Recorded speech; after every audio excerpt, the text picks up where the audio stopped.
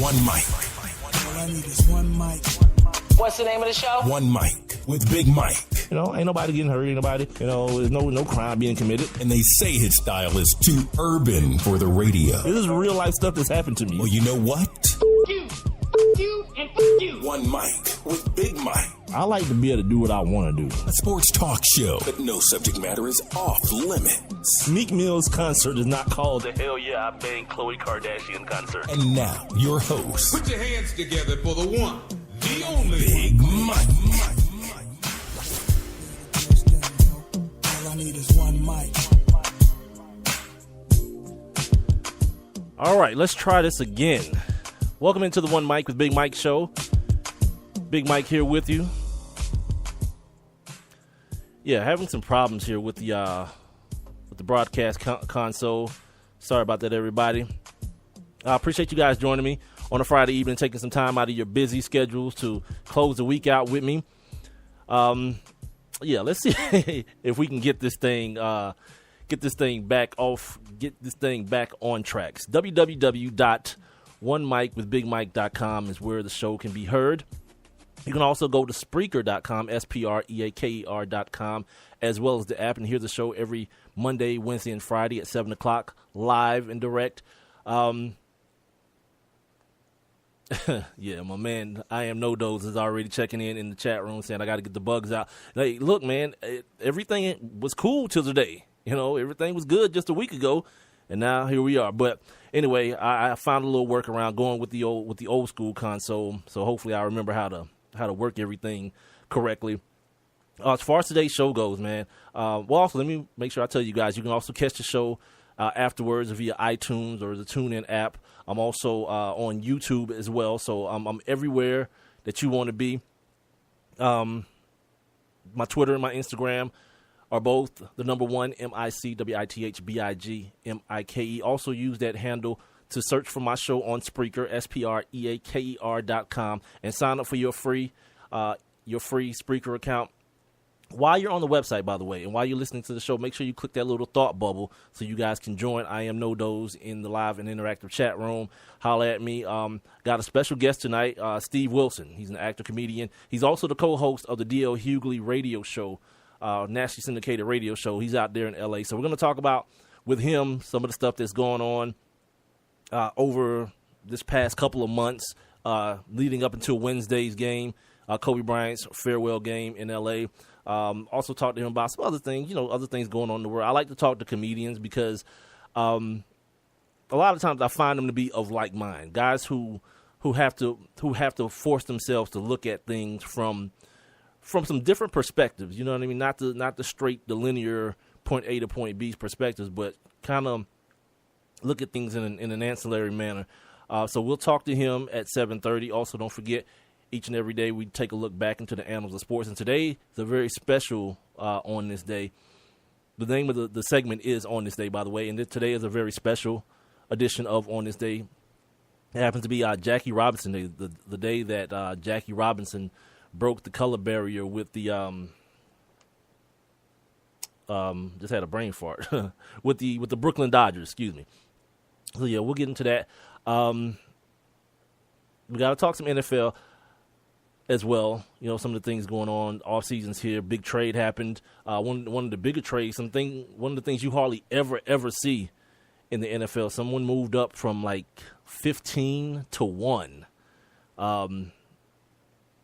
Just, what was that, Thursday? It actually happened Wednesday, but, it was a lot of stuff going on in the NBA on Thursday, so it was good not to announce that type of move. Johnny Manziel's back in the news. Here's the other thing. Can we stop calling this dude Johnny Football? I think it's kind of ridiculous to make this dude synonymous with the game of football when, in actuality, he's a bum. He's a second-rate, maybe even third-rate quarterback who is more now a TMZ celebrity than he is an actual football player, an NFL football player. But that's just my thoughts. Let's see what else I got here on the notes. Like I mentioned earlier, I want to kind of elaborate on a conversation I was having the other day on Wednesday's show. The backdrop is kind of the Josh Gordon suspension, but it's really the conversation I want to have is really less about him and more about why he's suspended and why he's not playing football right now, and why I feel like it's totally ridiculous. Along with that, the NBA playoffs start on Saturday. I'm kind of amped for that. The fact it just starts early, man. I got stuff to do, and I want to check out the first game. I want to check out the Cleveland game, but I want to give my thoughts on the NFL. It's always football season in my mind. The NBA playoffs will start on Saturday, and you crazy people who got excited yesterday because the NFL schedule. See, now I'm mixing that up. The NFL schedule came out yesterday. I'll talk about that a little bit, but I'm not the one for that's a W, that's an L. I've done those shows before, and it's only there, one, to be lazy, and two, to fill time. Be honest with you. That's why people do that kind of stuff, because there's so much stuff, so many other things have to happen before the first through the 16th game is played. Injuries, guys get cut, guys get locked up, guys get suspended. All these kind of things happen for you to be now here in April, the middle of April, which, by the way, as a ghetto public service announcement, if you haven't filed your taxes, today is the day. And yes, the tax man cometh. So go ahead and take care of that business. You can catch this tomorrow. You can download this, like I mentioned, from YouTube and iTunes and TuneIn and all that. But you got to get your taxes done. Please do that, because this here government, I don't think they really play about that situation there. I had a homegirl a couple of years ago, like a long time ago, was like, I don't pay no damn taxes. I'm protesting the war. Oh, my people. Just to give you an insight on the type of people that I have in my circle, those type. I didn't even get the chance to touch on yesterday or Wednesday, the guys who are being invited to the draft this year. And like I said, next week I'm going to get back into the draft talk as we lead up. We're about, 3 weeks away from the NFL draft. So I want to get back into talking about some of the prospects.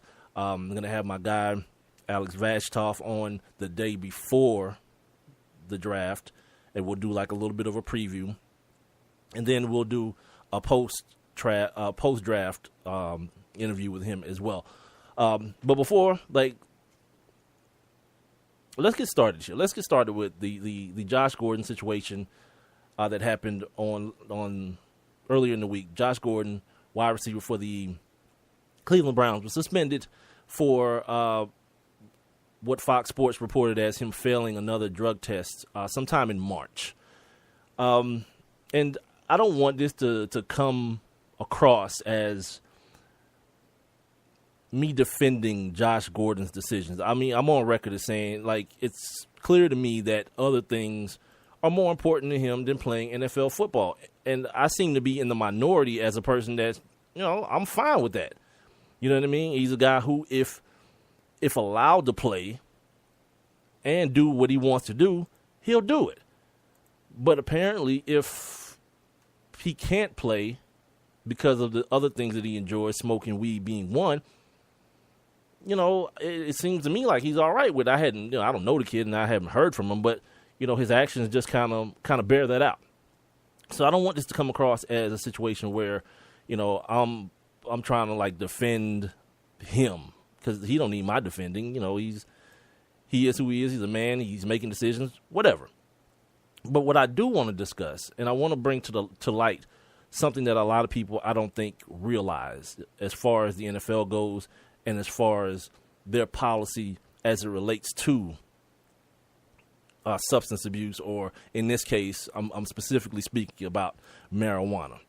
I remember a couple of years ago doing an interview or being the producer of a show and doing an interview with, I can't remember who it was that was the interview, but he was somebody who was, somebody abreast of the drug testing policies and thresholds and things of that nature. And I remember one of the things that really stood out to me was him talking about where at the time the NFL's threshold was to being able to, or for someone to fail a drug test.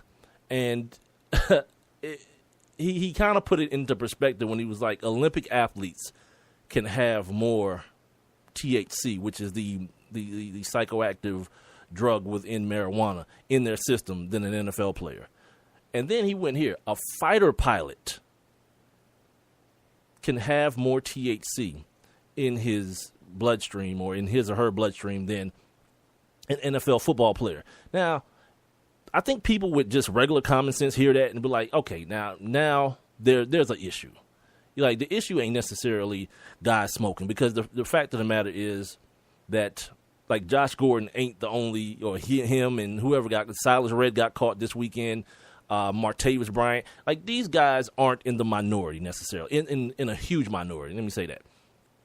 It goes on. I've spoken to enough NFL players on the issue who confirm that they know. Plenty of guys smoke marijuana for whatever purpose. Whether it be to medicate as opposed to the opioids, or whether it just be because it makes them feel good. They do it. The problem I have with the Josh Gordon situation, and for the people who want to, like, start trying to put that in the same bucket as the Johnny Manziel stuff, you're being ignorant. You know what I mean? You're being very, very ignorant, and that's the type of thing like guys like Chris Carter does. You know what I mean? He needs to go get some help. For what? Weed? Like, Johnny Manziel just got, like, the place that he allegedly wrecked, the place that he was renting. Dude was like, he found mushrooms and cocaine. Like, those things there may be a problem.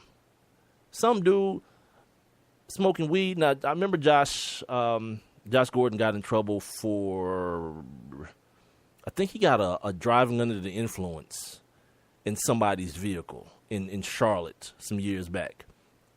But other than that, I hadn't seen. I watch TMZ whenever I catch it on, and I don't see this dude on there. I don't hear his name outside of the guy who got suspended, the guy who's trying to get back into the league, the guy who failed a drug test with the NFL. I don't really hear his name associated with a lot of nefarious type of things.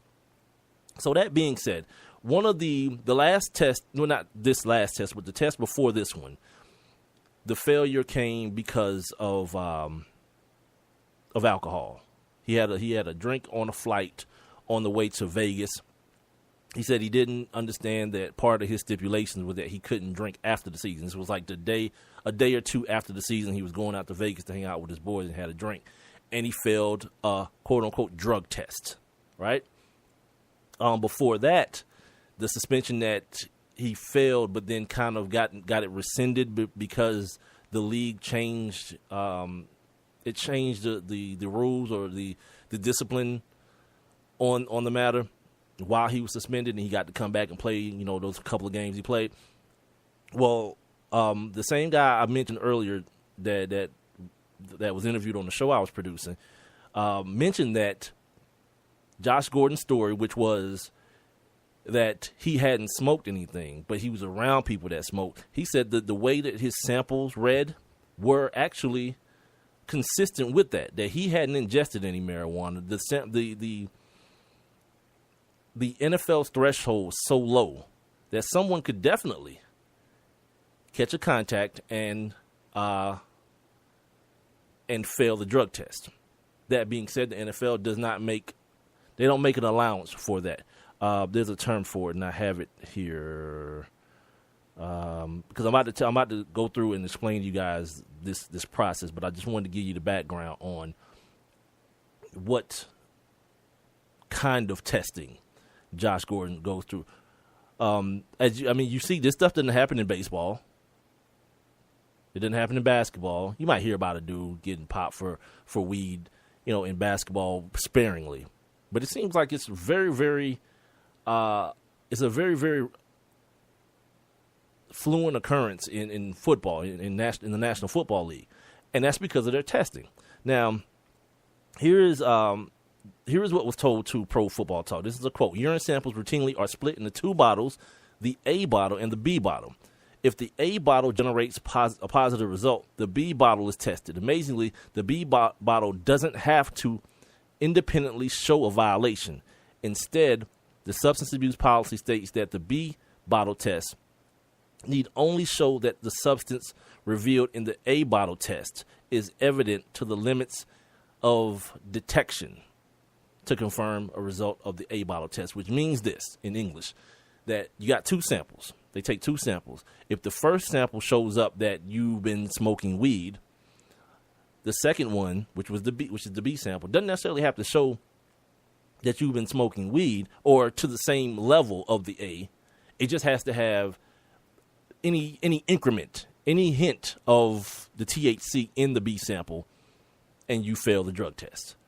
I'm not a person who really delves and dives into like fair and unfair, but I do think things of this nature should show up a little bit more clearly than that.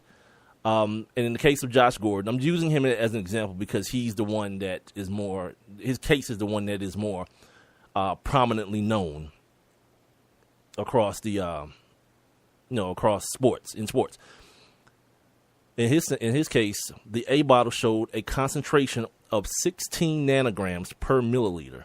That's only 1 nanogram per milliliter above the 15 that initially the NFL requires. Now, the B bottle showed a concentrate of 13.6 nanograms under, or 13.6 nanograms per milliliter, which of course is less than 15. So what you're looking at here is in one sample from the same person, he failed the test by, 0.1, but he passed it by, in my math, 1.4. Yeah. I'm sorry. He failed it by 1 and passed it by 1.4. Goes on to say Gordon averaged within the allowable limits at the time, but failed the test because the bottle was labeled A and the other was arbitrarily labeled B. So it's not even like it's a situation where like your first sample you give them is automatically A and the second one is automatically B.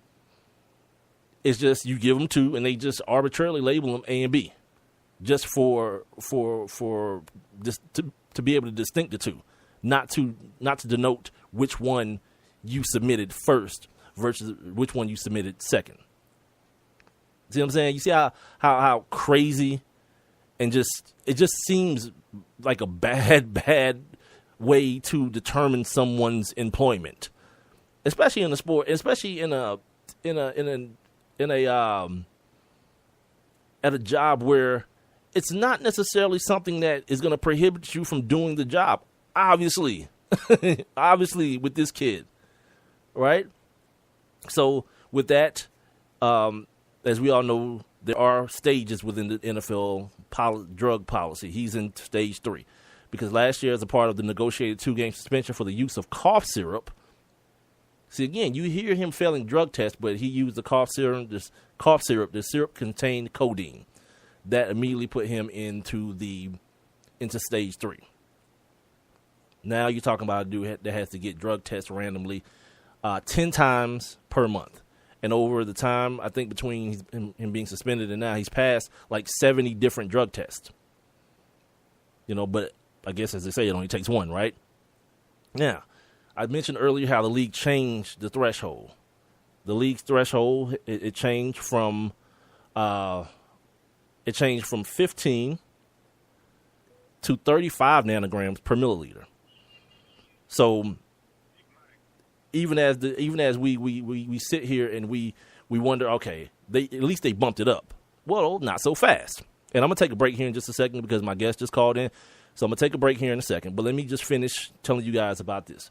I mentioned Major League Baseball earlier, right? 35 nanograms per milliliter for the NFL. In Major League Baseball, it's 50. And to be an Olympic athlete, it's 150. You understand what I'm saying? It's not always like, oh, the knee-jerk reaction is that, man, that dude's so damn stupid. Well, that's because you're projecting.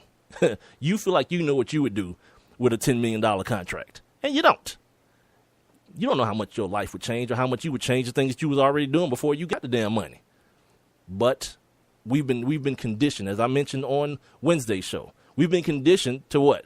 Have this knee-jerk reaction that as soon as someone does something that runs afoul to the NCAA, the NFL, an organization who puts forth rules, not laws, rules that are stupid. Now we all of a sudden have to defend the bad rules or the bad laws. I'll get back to this later. We're going to take a break here, right here on the One Mic with Big Mike show. Don't forget, check the website out, www.onemicwithbigmike.com. On the streamer, there is a little thought bubble dancing around. Click on that. You can join the live interactive chat room. Holler at me. You can holler at the people in the chat room. My girl, Renee Cooper's been missing for a while. She's back in the chat room right now. You can also ask questions to my guests through me. Today's guest is Steve Wilson. I mentioned earlier he's an actor, comedian, also co-host of the nationally syndicated D.L. Hughley Show. We're going to talk to him and have some fun on the Friday, man. We're going to do some uplifting for the kids, as they say. We'll do that next right here on the One Mic with Big Mike show. There's one thing you can never have sex without. It's not something you buy. Or something you take. In fact, there's only one way to get it. It has to be given to you, freely. It's consent. Because sex without it isn't sex. It's rape. Consent. If you don't get it, you don't get it. It's on us to stop sexual assault. Learn how and take the pledge at itsonus.org. We asked kids what it took to be a dad. This is what they had to say. A father is always present. I mean, what real father figure can you have if they're not there? In order to be a good dad, you need to love your son. You need to put gas in your car so you don't break down in the middle of nowhere. And you need to make them breakfast. Yep. I mean, just to maybe play like a board game with me, or to just stay home and play some video games with me. Just to do like that one little thing is what I really look forward to. I'm not asking him to be a perfect dad, but he should try. He's just a constant force in my life. There's no other type of love like a dad's love because it's not comparable to anything else. Take time to be a dad today. Call 877-4DAD-411 or visit fatherhood.gov. Brought to you by the U.S. Department of Health and Human Services and the Ad Council.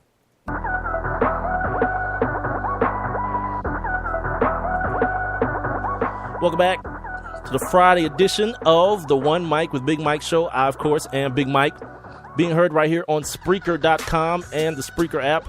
That's spelled SPREAKER.com. Make sure you guys sign up for your free Spreaker accounts and follow my show. Search for it first, the number 1, MICWITHBIGMIKE. Use that same handle for my Twitter and my Instagram. As far as Facebook goes, please like my page, facebook.com/ONEMICWITHBIGMIKE. And don't forget, I'm available via iTunes, TuneIn, also later on via Spreaker. Every show I do has been archived all the way back to November. Interviews as well.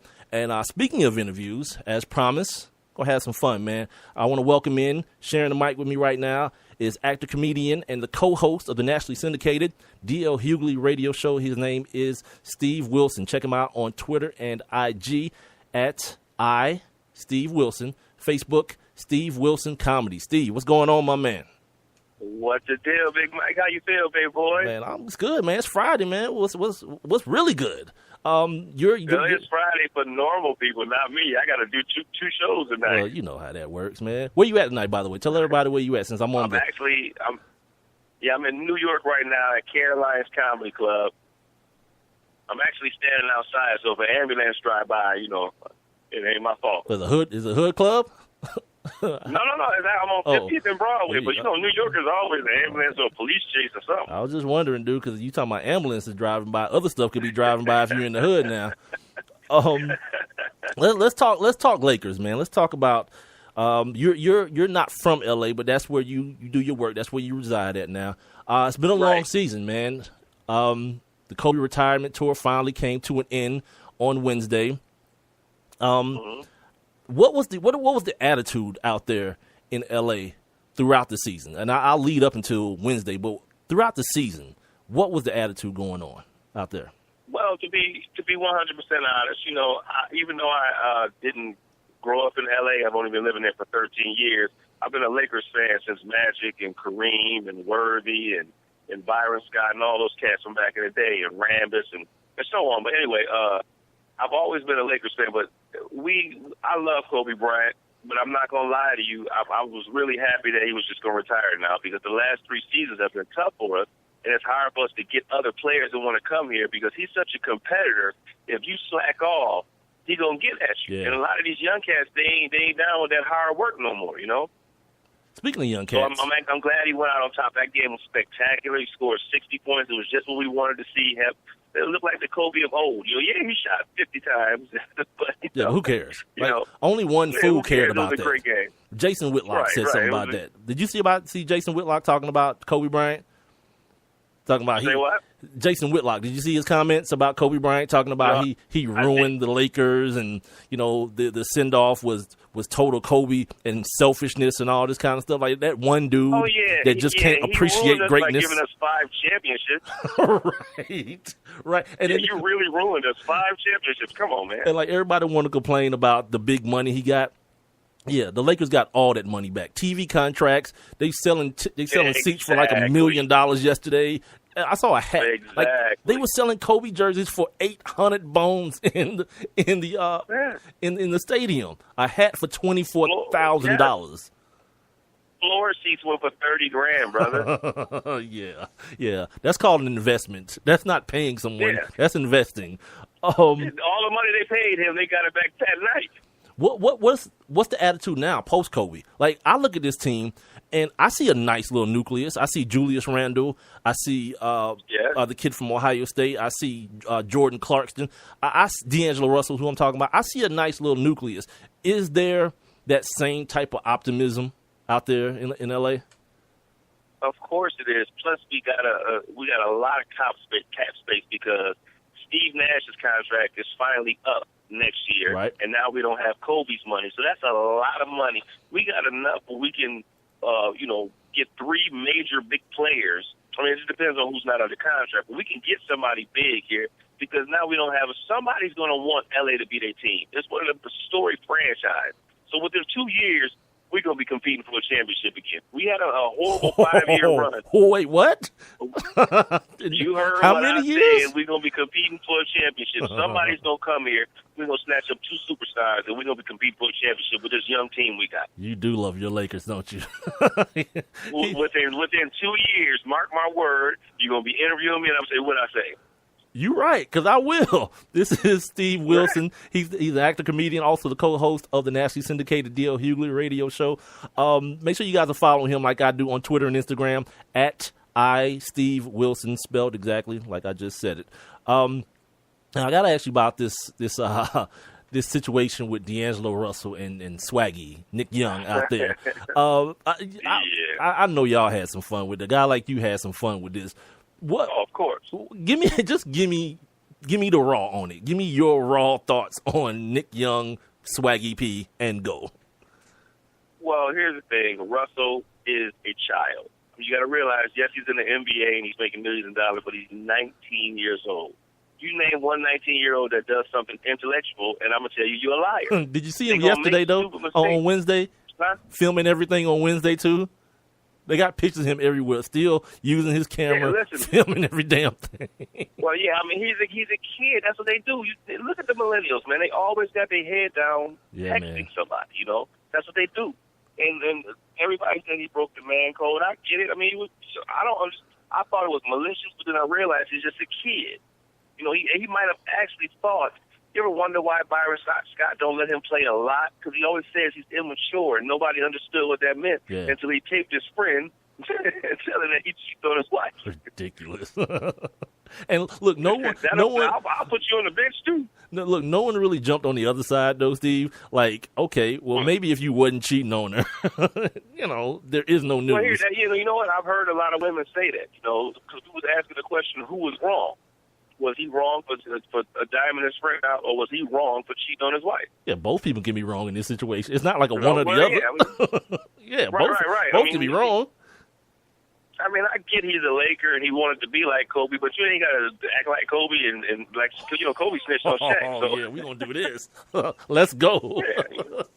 The only reason that Pete Kobe was all accepted because he was still scoring 30. Oh, yeah. Oh yeah. You know, when he had the court thing in Colorado, he came in and he scored 30. So everybody's like, hey man, whatever he did, it is what it is. We winning. And that's Russell coming in, he ain't averaging 10 points. You can't be snitching on people if you 20 points down. Yeah, that's why I said, just, you want this thing to go away, just get buckets. Do that. I want to ask you about the Clippers, because I got this notion about the Clippers. I'm here in Atlanta, and Atlanta's kind of on this little bit of an upswing right now, but the fan base is very trepidatious. They, like, playoff time comes and everybody's like just waiting for the shoe to drop. I kind of feel like, from the outside looking in, that's what the attitude is about the Clippers. They're the best show in town right now since the Lakers are down. But it's almost like you look at them and say, but they ain't gonna do nothing when it count. Is that a pervasive attitude out there? Yeah, of course it is. Everybody knows Golden State got the West. It is what it is. Unless a major injury happens, Golden State don't win. I mean, I like the Clippers. They used to be the Buffalo Braves. I'm from Buffalo, so I like them. But I've been a Lakers fan my whole life. So I mean, I'm not gonna cheat on my Lakers because they suck right now. Like I said, in 2 years we're gonna be running for a championship. That still tickles me. Tell me on that. 2 years, my man. Word, like, yeah. I'm gonna tell you something. We're gonna be competing for a championship. I'm gonna tell you this: they mess around and blow this draft pick. Them lottery balls don't fall right. You might need to extend that 2 to about 3 or 4. That's gonna set it back a little bit. Well, here's the thing. That could happen. Yeah, it could happen. But that's all the luck of the draw. That's just, listen, if they mess up the draft, that's because God don't want it to happen. I can't overrule the Lord. You damn right. And now if they mess up the pick, I'll call you back and be like, okay, I was wrong. I ain't going to argue with Jesus. No, you don't got to say you're wrong. Just extend the number out. So, go from 2 to like 10. Nah, not 10. No. I'm going to push it to, if we mess up the draft choice, that's still going to be cap space because you don't have to spend $10,000 on a third round pick. Yeah. 10 grand. I mean, $10 million on a third round pick. I mean, the third pick in the draft. We got enough cap space to get, if we want, Durantula. Yeah. We can get Carmelo Anthony. Got a little bit in the tank if you surround some people around him. And there's a big truck that just drove by. But anyway, we got enough cap space to make it. I'm telling you, if they get a good draft choice and 2 free agents, watch out for the Lakers. Everybody excited about the Rams coming in. Rams made a big move they made the move on Wednesday, but because of Kobe, they held back on releasing the news. The Rams trade up from 15 to 1, giving up a king's ransom for presumably one of the quarterbacks, either the kid out of Cal, Goff, or the kid out of North Dakota State, Carson Wentz. Is there a bit of a buzz out of LA when it comes to the Rams? Only from comedian Guy Torrey, because he's a big Rams fan, so he's the only one that we're just happy that we haven't had football in LA in like 20 years. But do people even care though? Plus. It's LA. Do people really care that much? Not right now. Yeah. But if the Rams start winning, LA, we're groupies. Let them come out of the gate and win 2 games, and everybody gonna have Rams jerseys like crazy. LA's groupies, my man. Well, that's all. It ain't nothing but groupies, man. Watch what I say. We win them games, all of a sudden you gonna look up, everybody gonna have their jerseys on. I'm a Rams fan. Sharing the mic right now with me is Steve Wilson, actor, comedian, and co-host of the nationally syndicated D.L. Hughley Show. Follow him on Twitter and Instagram, y'all, at @SteveWilson. I want to ask you some questions about your craft. Being a comedian. You say you're in New York right now. You got a couple shows tonight. Something that I always want. You mentioned Guy Torrey. I asked him this question. I've asked Rodney Perry this question. In like where we are now. I did a show the other day, and the title was the PC police have won. It's like it feels like no one can say anything, and then someone in your position that your job is to kind of shock but still make people laugh at the shock. How do you navigate that?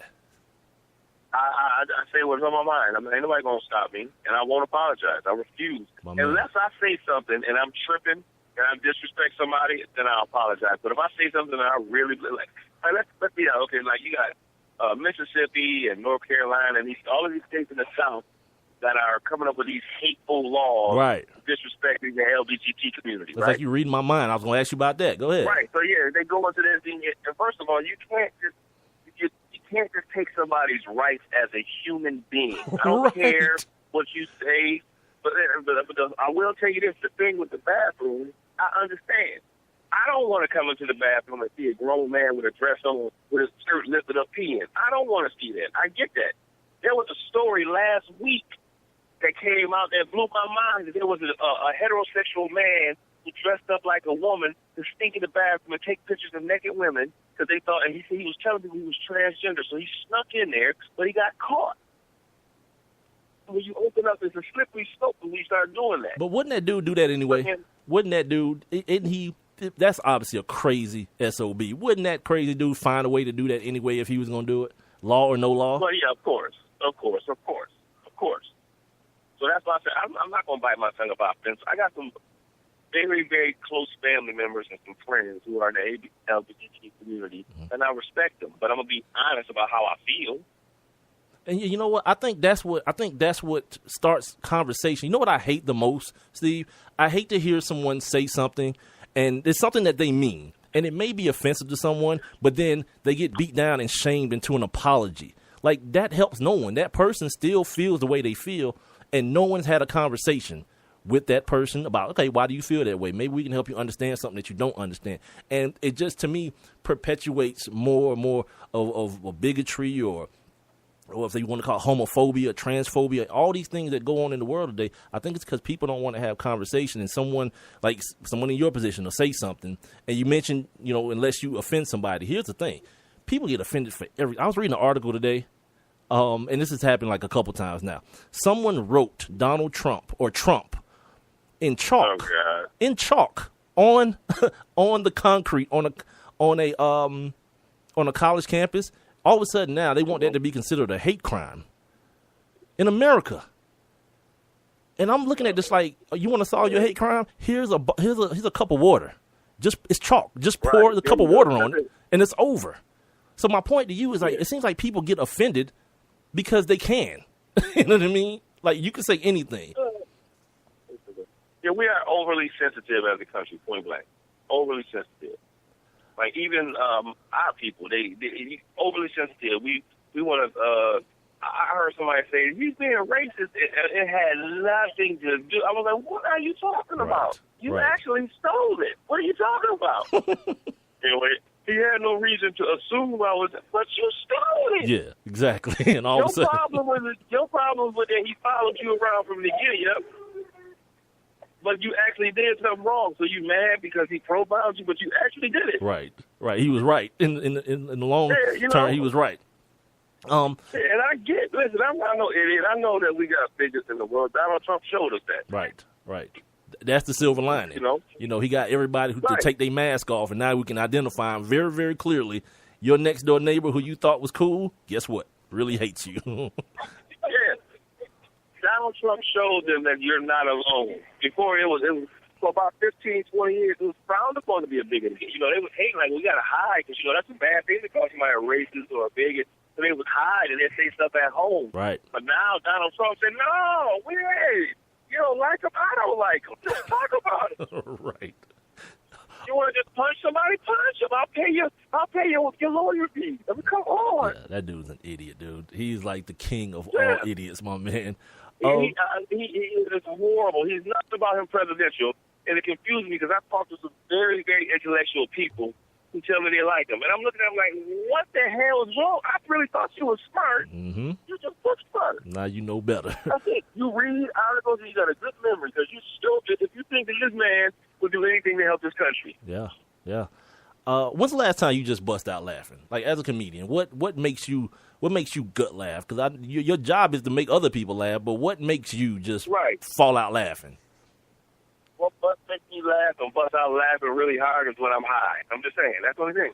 Well, of course, but I mean, other than that, like during your sober times, like when's the last time somebody like just said a joke or you saw something online or something that just like cracked you totally up? Sober. Wow. Well, you know what it is when you're a comedian because you know how it is. You know the setup, you know the punchline. I'm a student of comedy. Yeah. Everybody, so there's nothing really that can really. I mean, you got to really, really do something to make me laugh. Like every now and then if I see Chris Rock, he'll say something, I just be like, wow, I wish that I wrote that. But nothing. Most comedians, when you see something good, you go like, "Wow, that's funny." We don't laugh like other people. Yeah, see I kind of thought you might say something like that because most comedians I've talked to say that kind of stuff. Like I said, I've talked to Guy Torrey and guys like Rodney Perry, and it's more of, I think people just feel like you guys were the guys in high school that were the class clowns, and you just kind of transferred it, and like there's no effort to it though. Like there's no, like for a while I thought I could be that. I was a class clown, but then I found out there's actually work that goes into writing a joke, the timing of it. Oh yeah.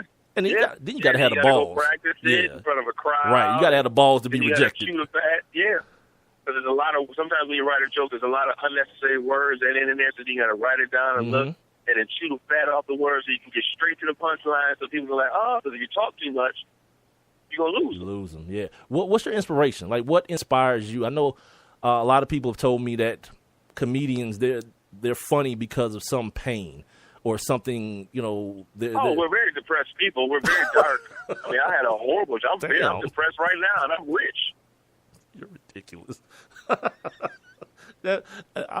First of all, I don't think that's true, but no, I'm gonna tell you something. I'm serious. I'm 100%. A lot of comedians are depressed people. Yeah. Oh, okay. Talking about depressed people, Rodney told me something about Cat Williams. He said he came at the angle of Cat Williams is going through a spiritual warfare. I'll take that from him, but from you, like, what do you see when you see that dude who, at one point, seemed to be at the top of the game at one point, to now he's fighting 17-year-olds on YouTube. All I do is with Cat Williams is I pray for the brother. I've known Cat for some years. I'm saying we played golf. I'm gonna say maybe 6 months ago. I mean, he's a cool dude. Whenever I see him, we show each other love. But I just pray for him, and he's definitely going through stuff, you know. And I really do feel bad. Last thing I got for you, and he's Steve Wilson, sharing the mic with me right now, actor, comedian, host of the nationally syndicated D.L. Hughley radio show. You can follow him on Twitter and Instagram at Steve Wilson. Like his Facebook page, Steve Wilson Comedy.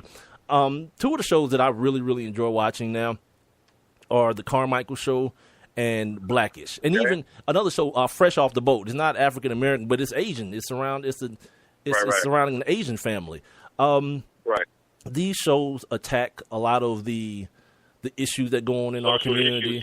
A lot of the stereotypes and things of that nature. From someone in your position, what kind of inspiration does it give you to know that there is a place now for our story on network television? I was asking Rodney Perry about this, man, and he kind of brought something to my attention that for like a 10-year span, there were no African-American leading men on television because of the writer strike happened, and then reality TV blew up, and then there was this gap there that now we're seeing kind of being filled now by Gerard Carmichael and guys like Anthony Anderson. But for you, what space does this take you to, if any? Well, as an actor who's actually out here, doing these jobs and going on these auditions and everything, it does make you feel good to know that there is an avenue for you.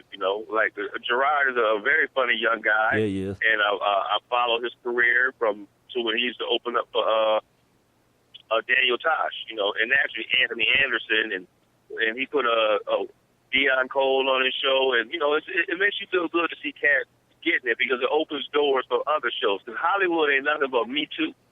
It's a Me Too city. If you put out Blackish, they're gonna create another show like that. It's like Mike Epps got a sitcom coming out now, called Uncle Buck. Yeah. So now they just create a bunch of shows because these shows are successful. Like when you get a show like Empire, now they're trying to create another. Every network wants their Empire. So it's a beautiful thing to see these things happening for us because it gives opportunities. Absolutely. Steve, I appreciate you taking the time out, my man. Have a great... Do people still say break a leg? Is that a thing? Because I'm not... No, that's a beautiful thing. That's a beautiful thing. I'll chip it for you because I still got to walk back to the subway, but I'll chip it for you. My man, have a good show, and I appreciate you taking the time out to talk to us today, man. All right, brother. Thank you for having me, man. I'm going to go downstairs and hit this crowd right now. No problem.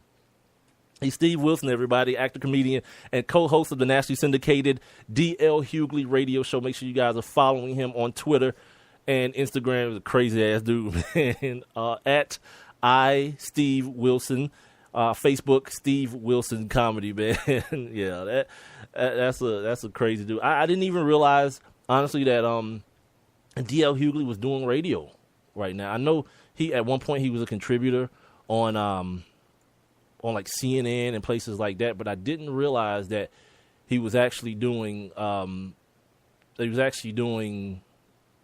doing radio. So that's a good thing, man. You know, the syndication game is big, man, and it's kind of swallowed up a lot of the things that, you know, we're used to in radio or in broadcasting, because it's so much cheaper for people to do it. You know what I mean? As far as instead of hiring a full staff at a radio station and paying them benefits and all this kind of thing, you just pay a fee, I guess, and you just pipe in Ricky Smiley or Steve Harvey or Tom Joyner or D.L. Hughley or whomever, man. But I definitely appreciate Steve Wilson. That dude said in 2 years, this Lakers team will be competing for a championship again. That is fan talk. 100%, no doubt about it, because I don't see it happening. I like that kid. As a basketball player, I like that kid, D'Angelo Russell. I think really, though, I think people are going to look for him to be the star because of where he was drafted. But honestly, I think the kid Jordan Clarkson is the moneymaker out there. He's the one. You know what I mean? And Julius Randle is a kid that's going to continue to get better. He's going to have to find his position because he's like a Draymond. If he can get a portion of what Draymond does and then he awkward with the left hand too, I think this is a team that can make some noise, but the Western Conference ain't going to get no easier, man, especially if Kevin Durant stays in Oklahoma City or if he goes, I don't know what other Western Conference team I could see him going to. There was rumors earlier in the year about him popping up at Golden State because, for those of you who don't know, this salary cap situation is going to be bananas. Like, everybody and their moms is going to be getting paid this year because there's this big, for lack of a better word, balloon payment due in the NBA salary cap.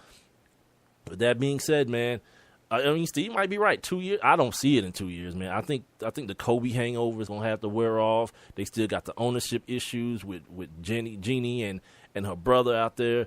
The rumor, the Phil Jackson rumors. Who, by the way, my God, like, that dude is sticking to his guns. Like, I can appreciate it. Feel me? And I can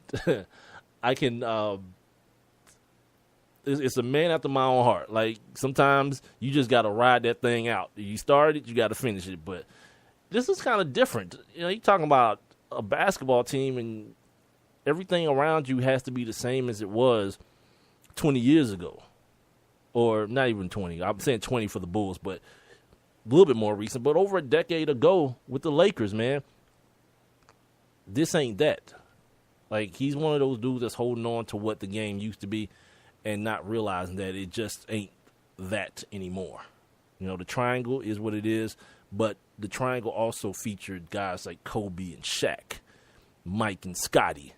You know what I mean? With that being said, yeah, those dudes don't come along every blue moon.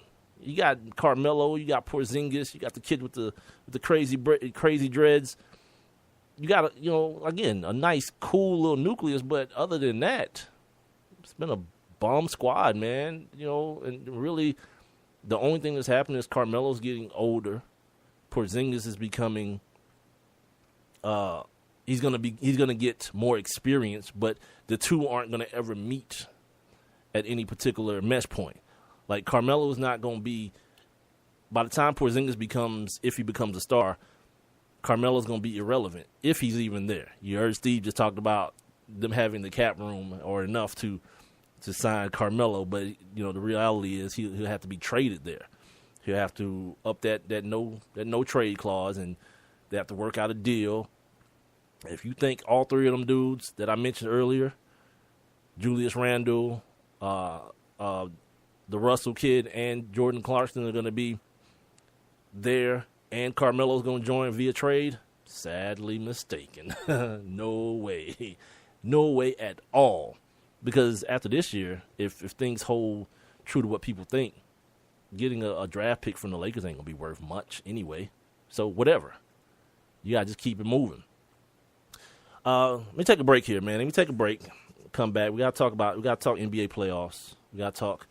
I got to give my thoughts on the Johnny Manziel situation. I kind of talked a little bit about it in the first half hour of the show. Also, we got to take a look back, especially today. We got to take a look back and do our daily feature called On This Day. I'll be right back. Attention men under the age of 35. You know what really impresses the ladies? When a guy has a few drinks and later gets pulled over for buzzed driving. That could cost you around $10,000 in fines, legal fees, and increased insurance rates. There goes let's grab dinner and a movie. Oh, I know. You drive more carefully when you're buzzed. You've proven that hundreds of times. A woman admires that kind of confidence. And you've practiced how to speak if a cop does pull you over. Slowly, clearly, and politely like, "Good evening, officer." A woman admires that kind of foresight. And what woman doesn't find it adorable that you call it buzzed even though the law calls it drunk? You could kiss $10,000 goodbye, along with any chance of having a girlfriend. Because nothing says, "I'm a catch," more than a guy who lives in his parents' basement and calls it my place. Buzzed, busted, and broke. Because buzz driving is drunk driving. A message from the National Highway Traffic Safety Administration and the Ad Council. You must have thrown 1,000 pitches teaching him to hit a home run. Spent countless Saturdays running routes so he could learn to hit an open receiver. Endless afternoons teaching him how to hit the three-pointer. But how much time have you spent teaching him what not to hit? Teaching boys that all violence against women is wrong is one of the most important things a man can do. Learn how to start the conversation at teachearly.org. Brought to you by Futures Without Violence and the Ad Council. One mic. All I need is one mic. What's the name of the show? One mic with Big Mike. You know, ain't nobody getting hurt, ain't nobody, there's no crime being committed. And they say his style is too urban for the radio. This is real life stuff that's happened to me. Well, you know what? You, and you. One mic with Big Mike. I like to be able to do what I want to do. A sports talk show, but no subject matter is off limits. Meek Mill's concert is not called the Hell Yeah I Banged Khloe Kardashian concert. And now, your host. Put your hands together for the one, the only Big Mike. All I need is one mic. All right, back for hour number 2 on a Friday here. Appreciate everybody joining me right here on the One Mic with Big Mike show with your host, of course. My name is Big Mike. Make sure you guys check out the website, please, www.onemicwithbigmike.com, spelled the number 1, MICWITHBIGMIKE. The show is streaming live right now via the website. Also, on the player, you'll see a dancing thought bubble. You click on that, you'll be inside the live interactive chat room where you can speak to me. You can speak to my other guests within the chat room. You can ask questions or just make, ridiculous comments. I don't care what you do. Also, when the show's not live, you can also catch it via TuneIn, iTunes, or the Spreaker site or the app. That's SPREAKER.com. Also, I keep forgetting to tell you guys this. By the end of the month, Urban Sports Online is set to launch. Another avenue in which you can hear the show, my show, and other shows kind of on the same vein. From my understanding, I don't know about anybody else, but it is what it sounds like. Urban Sports Online, kind of a riff on the concept that certain people, myself included, are too urban for mainstream sports talk. That there is no space for that. So that website is looking to kind of debunk that myth. Let's see what's going on in the chat room. Renee's back after a short hiatus. She said something about the Lakers. Yeah, the Lakers are not going to be in the championship in 2 years. He says that like I say the Lions are going to make it to the playoffs because I'm a fan. Well, there's no crime in being delusional. Someone asked me this week, would the Knicks be different if they would have hired Steve Kerr like Phil wanted? Nah. Because they weren't going to also hire Steph Curry and Klay Thompson and Draymond Green. And you know who knew that? Yeah, Steve Kerr knew that. He was like, man, hell no. Let me hold up. Because you remember, that was the first job offer. And Steve Kerr kind of let it marinate a little while. He ain't jump on it, being a first-time head coach. He ain't jump on it. He's like, let me wait and see who else call, figuring, Phil probably going to be there, And it proved to be true because the dude he went and got was still playing basketball when he got him. He had to pay like $50,000 for tampering or whatnot. So yeah, Steve Kerr was like, nah, this deal out here seems a lot better. This team that just won, was it 50-something, 60 games the year prior? Yeah, I'm going to go ahead and rock with them first. You know what I mean? I'm going to go ahead and do that.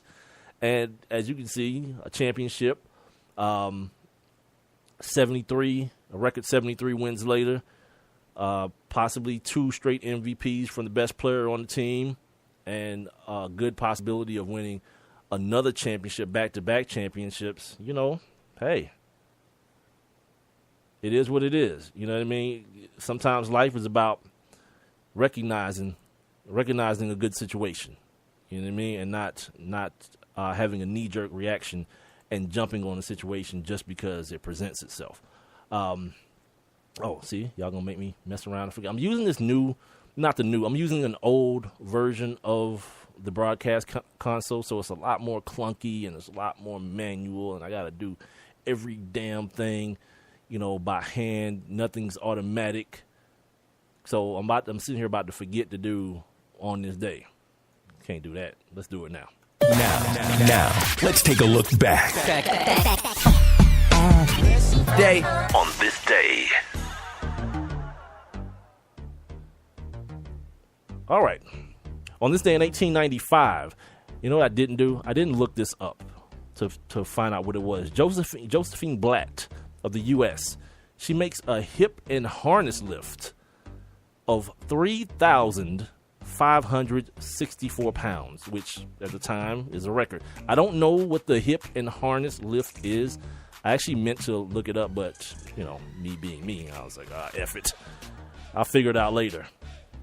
On this day in 1910, William Howard Taft is the first U.S. president to throw out a first ball at a baseball game. The big one right here on this day in 1947, Jackie Robinson debuted for the Brooklyn Dodgers, breaking baseball color line. He's the first black in modern Major League Baseball history to play in the major leagues. And it makes a distinction because black people did play for years. And then there was this, as the documentary, if you didn't see the documentary on PBS, it described it as being a gentleman's agreement. Some damn gentleman, right? Where black people weren't allowed to play Major League Baseball for, I think, a couple of decades, as a matter of fact. On this day in 1965, the NFL changes the penalty flag from white to what it is now, bright gold, except for in, I think, October, where they make it pink for breast cancer awareness. On this day in 1977, the first baseball game at Montreal's Olympic Stadium in Quebec, Canada, happened. On this day in 1991, Magic Johnson, another Laker great, sets an NBA record for career assists with 9,898. I do believe John Stockton, Utah Jazz, he's actually the top assist man. I think Mark Jackson even made it to number 2, if I'm not mistaken. Somebody else can fact check that. On this day in 1997, baseball. This is when they started honoring Jackie Robinson by retiring the number 42 for all teams. And as we know, on this particular day in Major League Baseball, sitting here watching the Braves right now, I didn't even notice to see if it was happening, but I'm sure it is. Everyone wears the number 42 on this particular day. And finally, on this day in 2005, the first Major League game in Washington, D.C. since September 30th, 1971 is played between the Washington Nationals and the Arizona Diamondbacks at RFK Stadium. President George W. Bush throws out the first ceremonial pitch. The Nationals won 5-3. And ladies and gentlemen, that is your final edition of On This Day for the week. We'll do it again on Monday, right? All right. Now back to our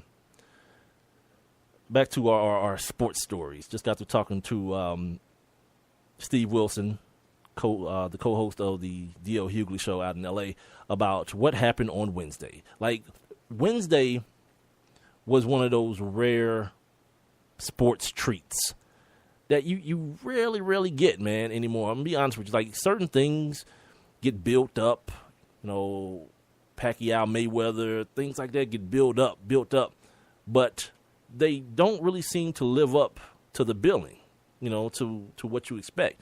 And then you have things like happened on Wednesday. And I'm talking about what happened at the LA Forum with Kobe Bryant. we know it's going to be Kobe's last game. And even I poo-pooed on it. I was like, oh, you know what? I ain't really watched Kobe play this year because, like, I don't feel like flipping the coin. Is this going to be the day, Kobe gets 30, or is this going to be the day he gets 12? I ain't really feel like flipping that coin. And then in the midst of it, watching bad basketball. There's like too many lose situations going on within the scenario for me. But on Wednesday, I started.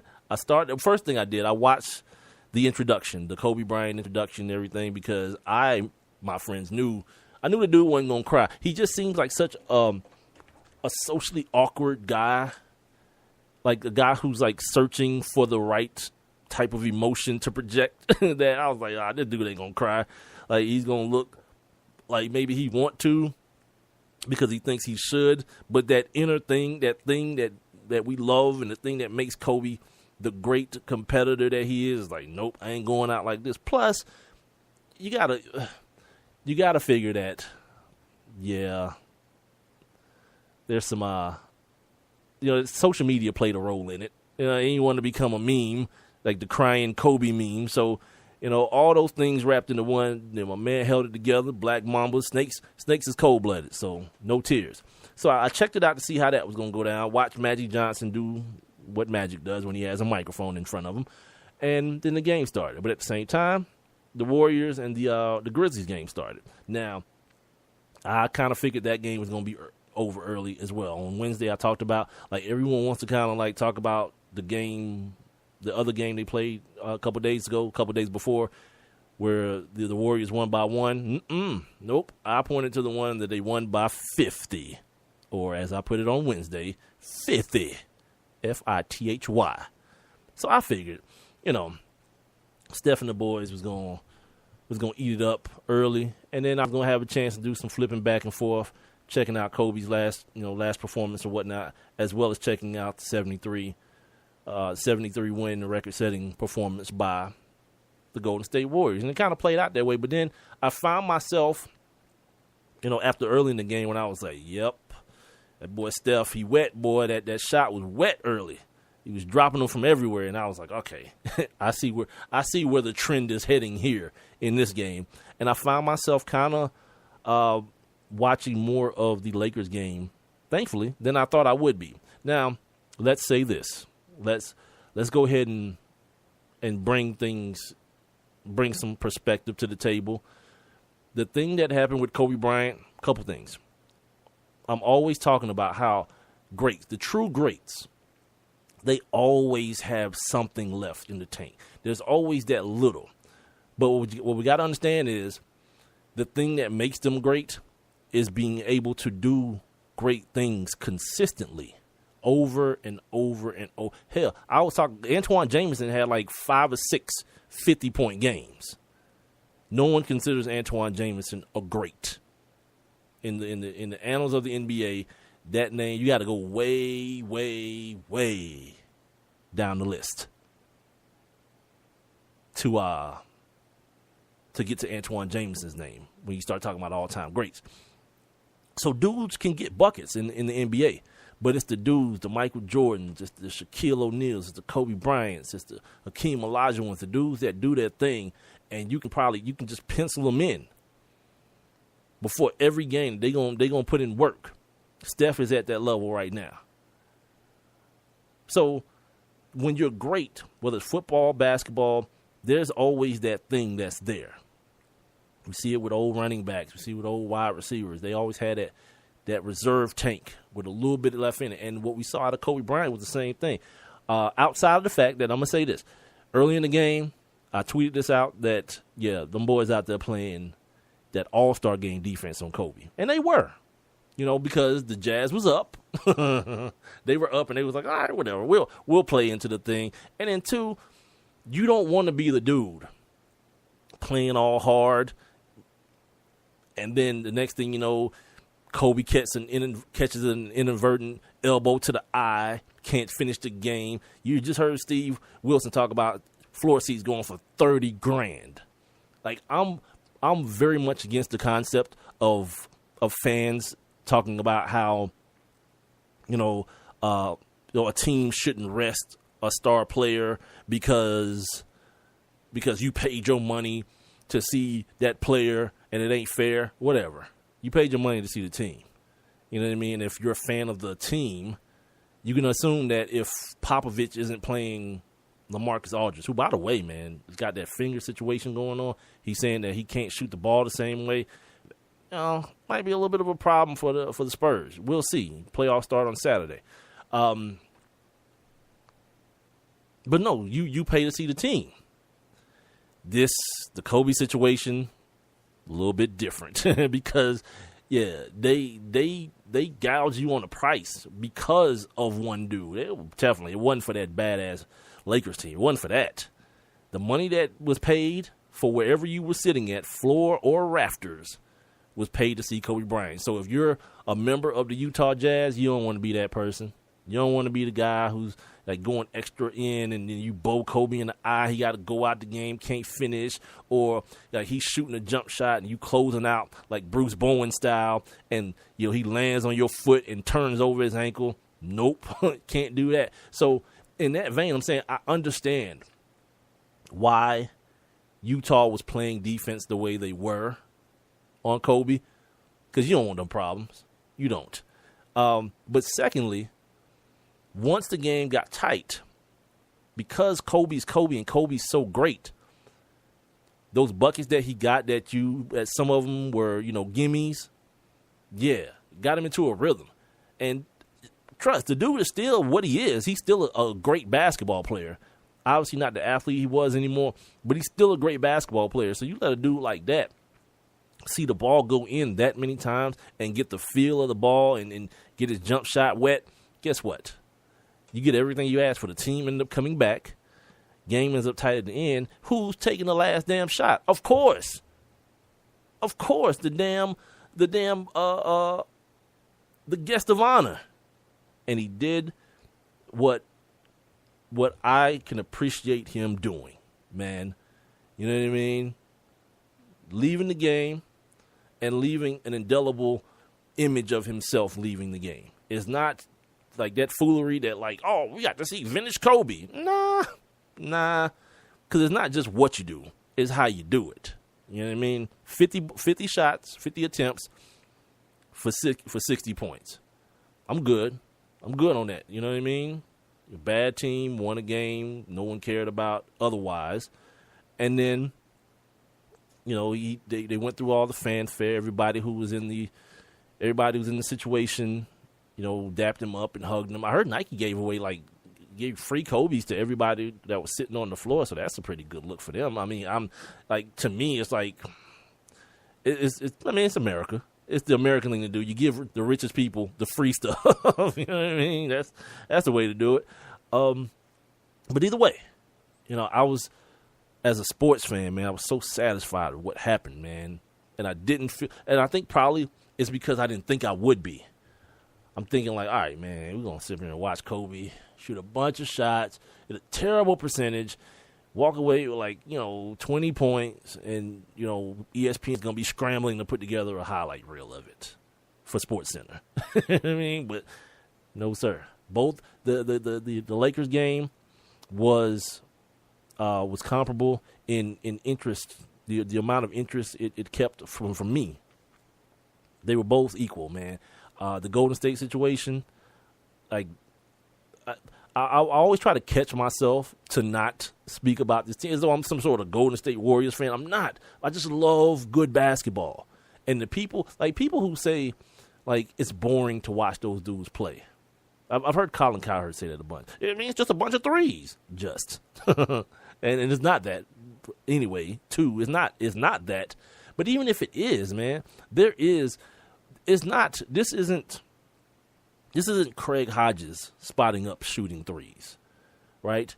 Like this is dudes that are making moves on like Steph is like dancing with dudes outside the 3-point line. He ain't even pulling up from three. Like if it was a 4-point line, that's where he shoots the ball from.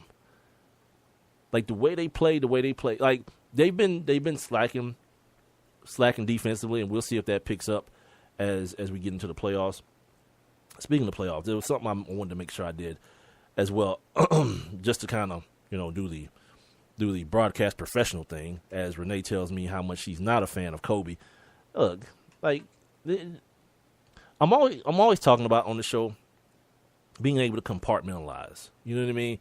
Like, I don't think people have to, for whatever reason, if you're not a fan of him because he cheated on his wife or because of what he did as far as exposing Shaq, to me, none of that makes a difference. I don't care. I don't care what any of these dudes do, to be honest with you. I look at these dudes, and I'm not one that's big on man worship. I think there's way too much of that going on, and like, if you want to show me, if you want to see a bad parent, look at the parent of the kid whose life is ruined because something happened because Kobe Bryant did something illegal, or because Michael Vick did something illegal. You're a terrible parent. Like, if Kobe Bryant is raising your kids, or if Mike Vick or whoever is raising your kids, you're a terrible parent. Like, inevitably, that's a stranger. He serves one purpose. To me, Kobe Bryant serves one purpose, and now he doesn't serve that purpose anymore. I'm good. Because I'm an adult. To play basketball and play good basketball. That's why I said I didn't watch him much this year. I probably saw 3, 4. I probably saw 3 or 4 Lakers games this year, including the one on Wednesday. Yeah, no need. Like, my indelible, my memories of Kobe are like 81-point Kobe. I don't want to see this guy. Not really. Because it's a crapshoot. Once again, it's a crapshoot on what you're going to get. What product is he going to produce? Renee. No, she says she's in the chat room. You guys can too. Go to www.onemicwithbigmike.com. At the bottom, you'll see the audio stream where the show is streaming live currently. And there'll be a little thought bubble dancing around. Just click on the thought bubble. And then you'll be in the chat room with Renee telling me how much she doesn't like him, doesn't like MJ. And any real Pistons fan hates Michael Jordan, Pippen, and the Bulls. I mean, that's, again, it's about being able to compartmentalize. Like, I understand that whole, dislike between rivalries, and, well, I don't say I understand it, but I see it. You know what I mean? I see it, and it's cool, whatever, because everybody's so tribal. But in reality, there's a point where you just got to recognize greatness. One of the more fleeting things in this world is greatness, and most of us, no matter how much you guys want to tell yourselves, and we're in this age of everybody's self-esteem matters, which is bull, but whatever. As much as you want to tell yourself, and you want to have your kids tell themselves that they're the greatest, you know what? The evidence shows differently. You know what I mean? There's certain people in the world who are great at things, that are just great. And to me, I'm going to appreciate it. Like, I don't care. Kobe cheated on his wife. She took him back. That's their problem. And obviously she's fine with it. Whatever. So I got to be fine with it, I guess. I live in America, man. This is the country where talent wins out. Well, and I remember getting looks at people in the studio because I mentioned Chris Brown at the time when he had that he beat up Rihanna after that award show, right? And people feel like they have to go so hard about everything. Radio stations, I think one in particular in Chicago, like, we're never playing another Chris Brown record again. Walmart took Chris Brown off the shelves, right? And I was like, look, okay, we can all agree that that's messed up, what happened to that girl. But in another vein, that dude is a talented human being. And what's going to end up happening when you go that hard about something, you end up making yourself look like a fool. Because in this country, talent gives people amnesia. Quick. Look at what you can't turn on your radio and let 2 songs go by that Chris Brown isn't on one. Because talent wins out. It doesn't take the sting or the foul aroma away from him beating that girl up. It doesn't. But it goes in another category. People with talent do terrible things the same way that people without talent do terrible things. I'm a person that I recognize and I enjoy being entertained by the greats, whether it be basketball, whether it be movies, whether it be football, whatever it is. And then we can have a discussion about the other things separately. But so many times we I guess we've been, again, another thing we've been conditioned to do, kind of just intertwine everything. Like everybody is just one thing. And in reality, we're all a mashup in a gamut of separate and different things. And when we start putting these people on these pedestals, like that stuff that happened with Kobe and your kid or you being disappointed, that ain't his fault. You dig? Inevitably, he went through the same thing that the dude who sit in the next cubicle with you probably went through too. Cheated on his wife, got caught. Like, people keep wanting to bring it up. They want to bring it up in the air of a rape allegation. Okay, well, the evidence proved differently, you know, but that word is so inflammatory. People will associate rape with Kobe. When everything played out, it ended up being a situation where it was only infidelity. That's what the evidence showed. No one that I know was there. I know I wouldn't. So I got to go with what the facts presented. The facts that were presented themselves as a situation as he presented them early, that, you know, I didn't do this. The one thing I'm guilty of is cheating on my wife, I think was his exact words. Regular people stuff that goes on every day. And then people start, we'll never believe in Kobe again. Guess what happened on Wednesday? Yeah. You can't tell me that all those people, like none of those people in that stadium, none of the people that was watching at home on television and hashtagging Mamba Day and all that, none of those people, how many ever years ago it was, you can't tell me that none of those people were the ones that was like, oh man, screw Kobe, and then the Shaq stuff, and you know, he a snitch and all this kind of stuff. Like, none of that stuff affects me. You know why I make the big distinction between like Kobe and Mike Vick? Because what Mike Vick did kept him from playing football, from doing the thing that I needed him to do. I don't care about no damn dogs. I don't. You know, like, yeah, I think it's crazy that somebody like drowning dogs and electric, like that's, I don't know, that I can't wrap my mind around that. But whatever.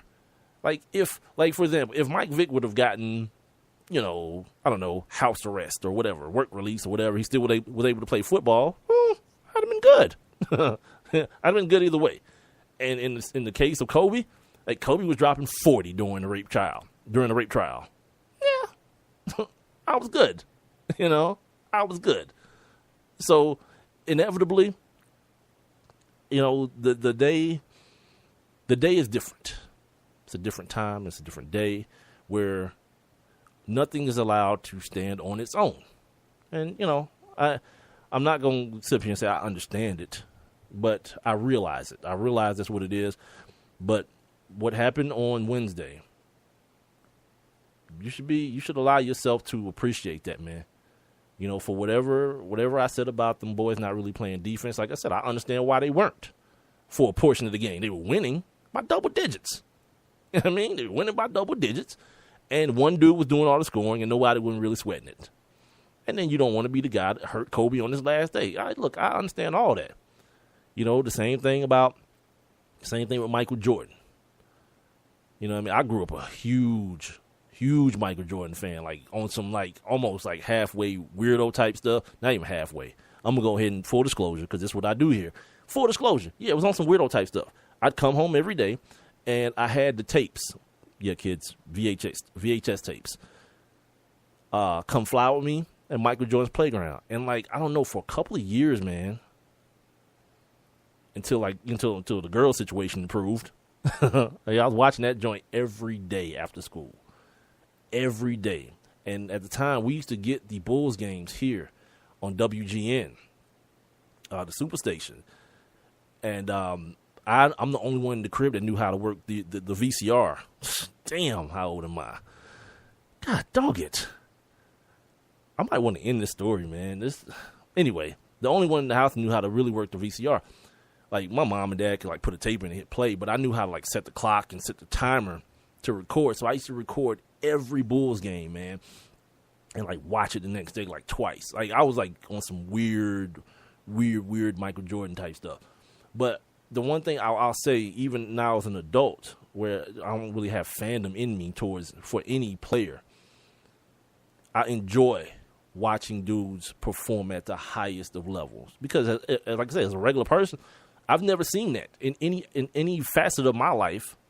I'm just like the majority of everyone else. You try to be the best you can be at what you do, but only a certain amount of people reach that upper echelon, that tier of greatness. And Michael Jordan was one. Kobe Bryant's another one. Guys like Steph Curry are on their way. Russell Westbrook just had one of the best seasons. I think he and Oscar Robertson, the only 2 point guards, 18 triple doubles in the season. That's greatness, man. Now it may be greatness in a vacuum, because true greatness to me is also defined by longevity. Like doing it for 3 years, okay, that's cool. But the guys, the Michael Jordans of the world, the Kobes of the world, the guys who do it consistently and have a certain level of performance for a decade, man, those are the dudes who reach that level of supreme, greatness. Is Magic? I thought it was Oscar Robertson. I thought 17 was Magic and Oscar Robertson. I am no those in the chat room, by the way, so you don't think I'm just like having a Tourette syndrome moment. He's saying it's Magic, not Oscar. What I thought it was that Magic, and Oscar had 17, and then after Magic Johnson, or you know what, I might be thinking about another stat of the amount of points, scoring 20 points, averaging 20 points, along with the triple-double, the 18 triple-doubles. It was something like that. I get all these numbers convoluted, so I appreciate you correcting that, if you're correct, by the way. I need to take a break here. I'm going to come back, and I'm going to finish up the show. Had a rocky start to the show, but I think I've rebounded quite nicely here. Then we'll come back. I want to still give my thoughts on Johnny Manziel, and there was something else too. There was something else that I had. The NFL schedule was released as well, and I want to give a thought or two on that before I get up out of here. So we'll do all that next right here on the One Mic with Big Mike show with your host, Big Mike, heard on Spreaker.com, Spreaker.com, and the app for all your mobile devices. Also, the website wide open at www.onemicwithbigmike.com. You guys can check out past episodes and interviews on TuneIn or the iTunes app, or, of course, Spreaker and the Spreaker app. I'll be right back. Attention men under the age of 35. You know what really impresses the ladies? When a guy has a few drinks and later gets pulled over for buzzed driving. That could cost you around $10,000 in fines, legal fees, and increased insurance rates. There goes let's grab dinner and a movie. Oh, I know. You drive more carefully when you're buzzed. You've proven that hundreds of times. A woman admires that kind of confidence. And you've practiced how to speak if a cop does pull you over. Slowly, clearly, and politely, like, "Good evening, officer." A woman admires that kind of foresight. And what woman doesn't find it adorable that you call it buzzed even though the law calls it drunk? You could kiss $10,000 goodbye, along with any chance of having a girlfriend. Because nothing says, "I'm a catch," more than a guy who lives in his parents' basement and calls it my place. Buzzed, busted, and broke. Because buzz driving is drunk driving. A message from the National Highway Traffic Safety Administration and the Ad Council. We asked kids what it took to be a dad. This is what they had to say. A father is always present. I mean, what real father figure can you have if they're not there? In order to be a good dad, you need to love your son. You need to put gas in your car so you don't break down in the middle of nowhere. And you need to make them breakfast. Yep. I mean, just to maybe play like a board game with me, or to just stay home and play some video games with me. Just to do like that one little thing is what I really look forward to. I'm not asking him to be a perfect dad, but he should try. He's just a constant force in my life. There's no other type of love like a dad's love because it's not comparable to anything else. Take time to be a dad today. Call 877-4DAD-411 or visit fatherhood.gov. Brought to you by the U.S. Department of Health and Human Services and the Ad Council.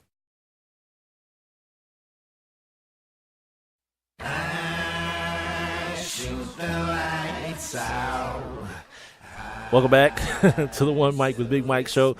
Got about 27 minutes left in today's show. I appreciate everybody out there for joining me. www.onemicwithbigmike.com is the website. I'm also being heard every Monday, Wednesday, and Friday at 7 on Spreaker.com. I got to spell it out because I know sometimes my tongue gets a little lazy. That's what she said. SPREAKER.com. They also have an app for all your mobile devices.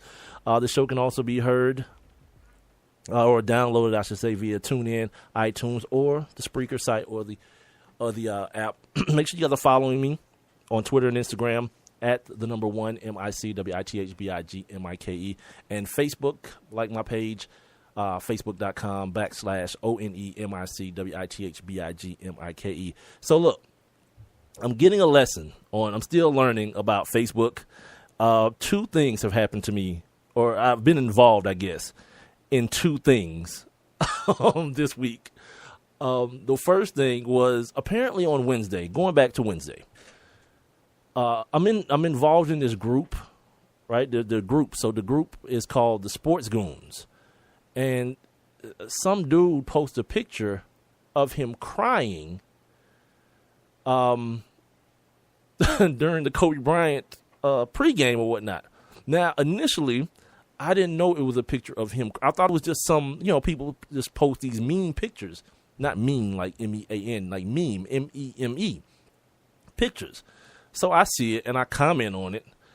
And then the whole thing just went to hell. Apparently, it was a picture of him crying. And oh my God. Like, people ain't, you know what, boy. Like, I see what these high school cats are talking about, these high school people talk about, where they talk about people ganging up on them, social media, and cyberbullying. By the way, I still don't believe in it because you could do just like that dude did. He left, I guess. I heard people saying, I was reading people saying that he left or whatnot. Yeah, you can't bully me. I went to school in the late 80s, early and mid 90s. Like, I seen like real bullying, people putting their hands on folks. You understand? So yeah, that ain't that. It ain't the same thing. But I saw this for the first time in life, firsthand. And like, look, dude, it just took me back to that day when you sat around before school started at the lunch table. It started on the bus. You start just killing each other, just joning each other out. I think, or some people call it roasting, or the dozens, or whatever it's called wherever you from. We call it joning here in Atlanta.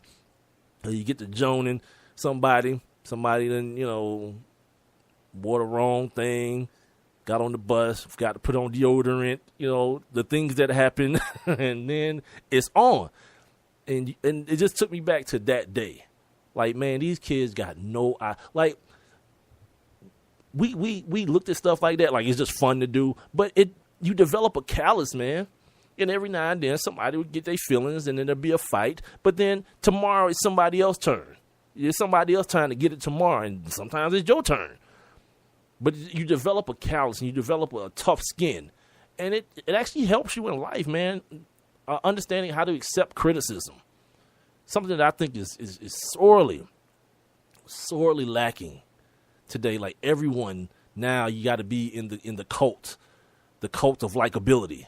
Like, if it's something that someone has something to say about, you got to be all inside your feelings and be mad and people harming themselves, which, I mean, it's unfortunate, but we got to start adding perspective to people's lives, man. Like, it ain't that serious. Not at all. Which leads me to the second thing, because today is my turn, apparently. So, again, the Facebook thing and the features and stuff are new to me. So I'm always looking for ways to, promote the show or whatever and introduce the show to people who may have never heard it or don't even know about it. So the other day, on the bottom of my, where you do, like, you post the event, you create the event or whatever, it says message your people or whatever, message your friends. So I was like, okay, damn, I'll do that. So for the last, like, 2 or 3 shows, I've been just sending a message to my friends. And I didn't realize what was happening, but now I do. So somebody says, see, Renee, oh God. Yeah, Renee, unfriended Renee. Because now she's telling me she meant to tell me about it because people hate that. Oh, God, we're friends like you, man. Jesus. So Renee saw me walking into the buzzsaw and was like, you got it. Just, 2 more steps. And really, it was only one, and let me get ate up by the buzzsaw. So now today, I guess somebody finally got tired of it. Was like, who the hell is this dude, Mike? And the onslaught began. Like, I don't know who the hell he is, but he keeps sending me that bull ass. he keep getting me, sending me these messages. And you know what? And two, I'll say this as well. There are people who stuck up for the kid, that say, I've heard the show. It's a cool show or whatever. And I appreciate that. But, yeah, I'm not offended by it. I'm, like I say, man, I'm trying to do what I do. Like people saying, let that man get his hustle on. Kendall Tan says, let that man get his hustle on. Yeah, and that's all it is, man. I ain't trying to interrupt nobody flow. That ain't, I'm not in that, because I do believe and I do understand that affecting people as a corporation or a business or anything, affecting people in a negative way is actually more harmful than affecting them in a positive way is helpful. Like studies have been done. That's why like places like Walmart will take anything, the damn near anything back in return, because I think the numbers are something like someone who has a bad experience at your place of business will tell somewhere around an average of 4 people, but someone who has a bad experience will tell an average of somewhere like 8 people. So it's always been more beneficial to you to find the most chill way to get at people and things of that nature. So, it's people that's going in on the kid, but I appreciate it. You know what I mean? Yeah. You gotta warn cats about the invites or group ads though, especially when 100 N-words about to chime in. SB like group texting. See, I didn't realize that. See, now that puts it in perspective. I didn't realize it was like a group text. Those are, yeah. Yeah. My bad. I'll stick to the invite situation and keep it moving, man. But, yeah, man, it's kind of nostalgic, man, to see, man, y'all dudes ain't crap, first of all, first and foremost, man. Like, if you could have saw some of the things that were being said, you were getting mad. Renee said she was getting mad alerts. Like, what does that mean? Because I only sent one out. I sent the message out like right before the show. But so what does it do? It just keeps on sending it to you or something? Like I'm live doing my show live, learning Facebook right now live. Hey, whatever, man. It's real, man. Like, this ain't no damn, hey, call in right now. Give us your favorite Kobe Bryant moment. 404. That's ridiculous, man. Having regular conversation, and I'm getting better. I'm learning things about things that I should know that apparently I don't. But before I go, because I only had a couple more minutes, man, I want to address the Johnny Manziel situation, as well as some of the stuff that's going on with the NFL schedule and things like that. By the way, Falcons fans, apparently you have the most difficult, I'm doing the air quotes, schedule in the league, but it's the NFL, man. It's the damn NFL. And conversely, you had the easiest in the league last year when the schedule came out. So take that with the grain of salt that it came with. It means nothing. I know that there's like a long West Coast road trip involved as well within your schedule. So that's not really okay. Oh, now it even sounds worse. As I'm thinking about this whole group message thing.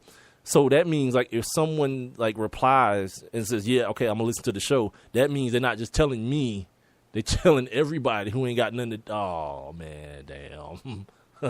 Oh damn. I I deserve every little bit of what comes to me for that. I didn't realize that was the case. Because I can see me. Like, what the hell is going on? I can see me being that dude. Oh, God. Okay, but anyway. So, Johnny Manziel. Please, stop calling him Johnny Football. Because at this point, he has nothing to do with the game of football. You know? People are like, who the God, Renee. And you're just like, this is now. Renee is telling me this now. I've been doing this for, the last 3 or 4 shows? Jesus. Like, I thought I had discovered this great awesome marketing tool. Like, yeah, about to get my show out here. I'm got to get my listeners up. It's about to be banging up in the chat room. Meanwhile, people are just silently hating me and unfollowing me and all kind of craziness. Jesus. Thanks, Renee.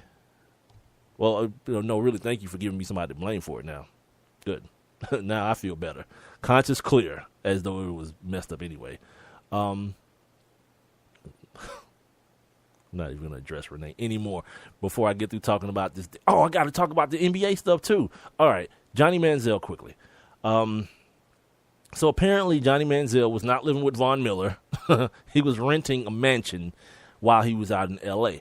And the real estate agent for said mansion they were supposed to leave, I guess, today or whatever.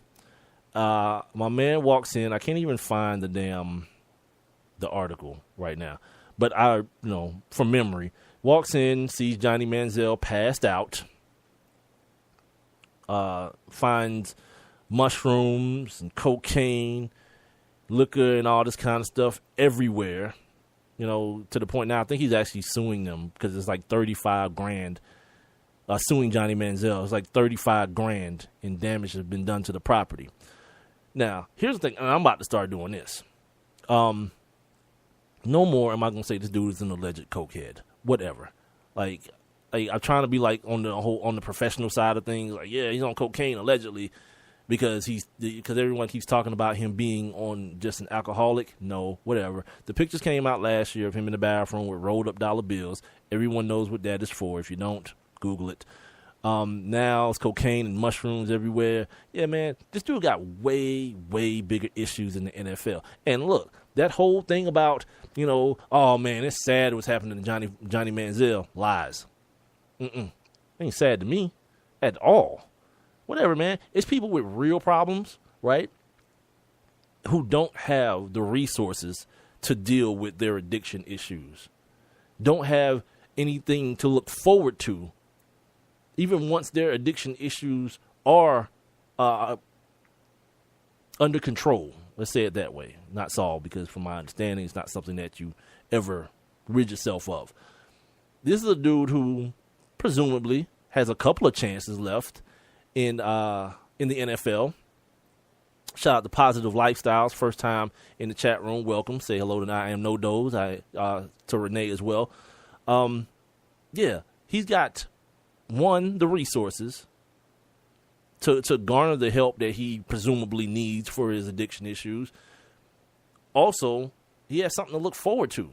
People still, like, when you a first-round draft pick at quarterback, just think about all the guys that we're talking about.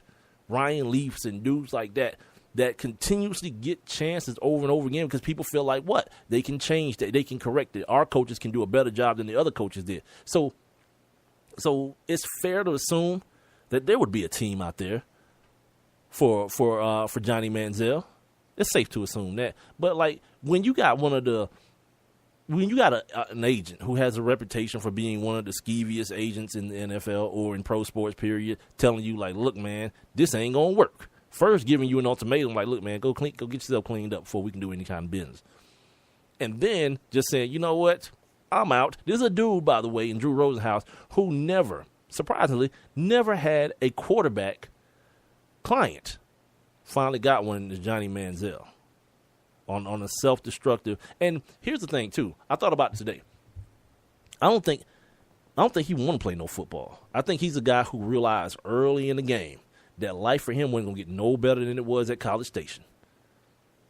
Whether he was clean or not. Like, when he was coming out in the draft, I told people, like, look, man, this dude ain't no NFL quarterback. Like, for all the excitement that you thought was going on at Texas A&M, Like, look who's having the actual career. Mike Evans. Like, yeah, this dude run around for a minute and then throw the ball up into quadruple coverage to this 6'5" grown man jumping over people's children. Yeah, of course. It looks hot.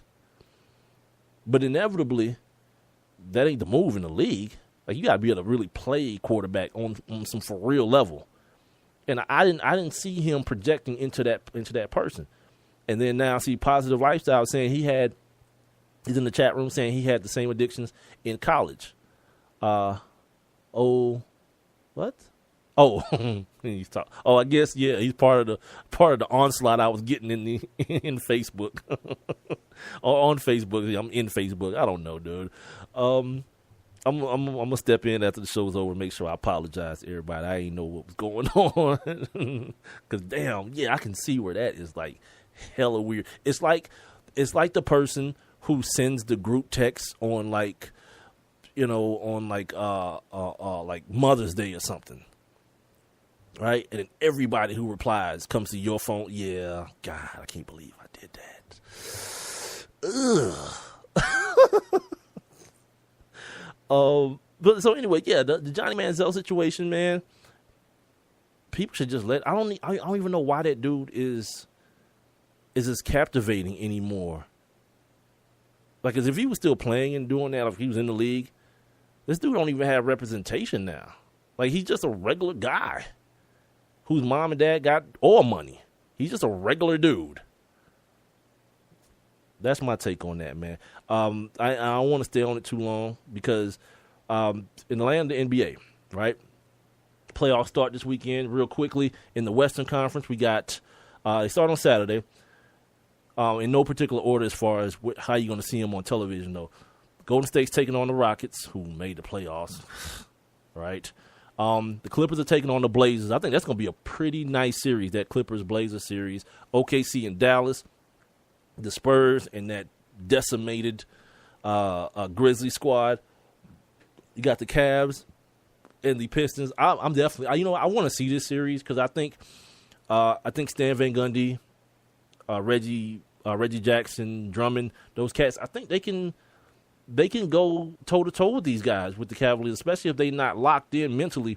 Like, we've seen them be kind of a little bit, mentally fragile, especially the leader of the team, LeBron James, throughout the season, to see if it carries over to the postseason. Of course, the hometown Atlanta Hawks take on another good team, which I think is going to make for a good matchup, the fifth seed Boston Celtics, who, by the way, like, it was weird on Wednesday. Like, the Hawks could have locked up the third seed with a win over that bum-ass Washington team, let that slip away, which would have put them on the other side of the bracket away from the Cavaliers, which, of course, everyone's trying to, well, the teams that are kind of trying to avoid, right? But no, they lose. The crazy thing is, though, the Heat lose as well. And they lost to the Celtics in comeback fashion, but didn't benefit the Celtics not one damn bit. Miami's still sitting there at the third seed. They're going to take on the Charlotte Hornets, which may be a pretty good series as well. And then you had the Pacers and the Toronto Raptors, which, like, I think these playoffs are going to be kind of nice, especially surprisingly so maybe to some of you on the west, on the eastern side of the board. Paul George back, Monte is out there, George Hill out there with the Pacers taking on DeMar DeRozan and his crew, Kyle Lowry and his crew for the second seed Toronto Raptors. I'm good. I think I'm going to be good with this first round of playoffs. I don't really see, outside of that Houston situation, I don't really see a sweep happening anywhere else. You know what I mean? And then, things could change as the games start to unfold. But really, I don't see Houston winning the game.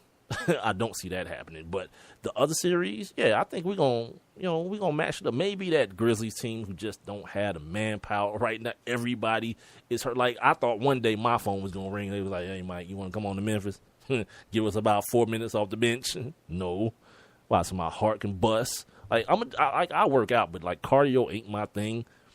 Like, look at me talking about this like it could really happen. Anyway, Positive Lifestyle saying, don't knock the Rockets. Why not?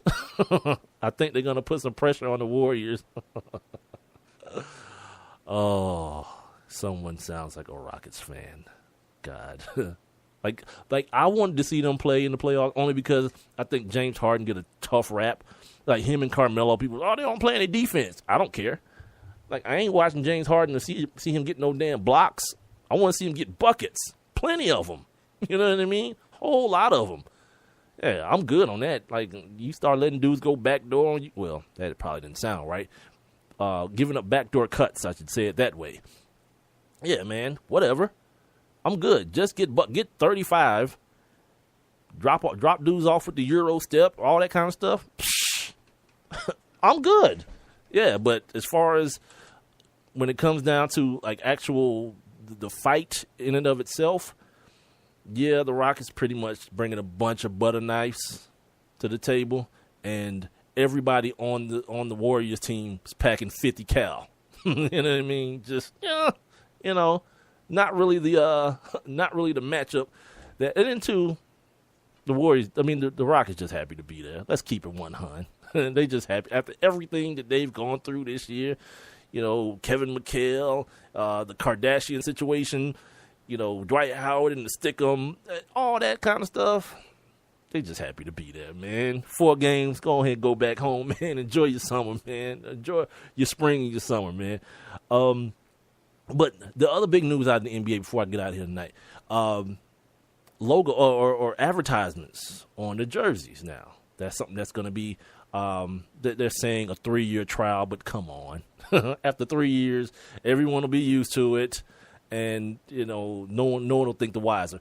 I will say this, going back to this whole Facebook situation, yeah, the more I start paying attention, man, people are idiots, man. Like they put the situation on the jerseys already, like superimpose them. Of course, like they put like Rogaine on LeBron's. It's like, y'all just ridiculous, man. But like, look. At the end of the day, it's going to be like anything else that happens in sports and basketball, man. It's going to become a situation where, because it's something that we already consume and we already consume it at such a high level, we're not going to even notice it after it's done. Like, who noticed it was done at the All-Star game? There was a Kia patch in the same place. It's going to be under the right, or on the right shoulder, or right under the right shoulder strap of the jersey, is where the company logo is going to be. The same thing happened at the All-Star game with Kia. Nobody was up in arms about it. It was just what it was. Because it's at the end of the day, we're going to start consuming. I mean, we consume the product at such a high level. It's going to go away. Like, I think I've seen like some of those WNBA jerseys. Don't they have like stuff all over the jersey in the WNBA? If I'm not mistaken, like I don't look at it enough, but I do remember reading a story, about the comparison between what they're doing in the WNBA and what's supposed to be happening now as of next year in the NBA. I don't know. Renee's telling me no. They got damn advertising on their jerseys already, though. I don't know where it is, but yeah, she's saying no, but I know it's somewhere. It's been done already. And I don't know, maybe because people don't really care that much about the WNBA. No one's up in arms about it. And they need revenue streams more than anything as well in that part of the NBA family. The league in and of itself, the NBA, the association, I don't think they really need it, but who's ever heard of too much money? I mean, that's what all these sports leagues are about, maximizing every last bit. And in a league where your commodities is the player, more so than the NFL, where the teams are actually the commodity. In the NBA, it's the player. You in essence are branding your player. You know what I mean? Oh, speaking of branding, God, can I stop? Wednesday. I don't know how many of y'all check out the Underground, but like I'm right on the cusp of this whole situation just jumping the shark, man. Like it's. Like the show and the premise of it is cool, but I can't. It's hard for me to get over like there's one dude that's like, I don't know, sir, master, sir, I'm not sure, and then there's other field slave that's hella articulate. Like, how does this happen? What's going on? But you know what? I'll say this, though, about the previous episode.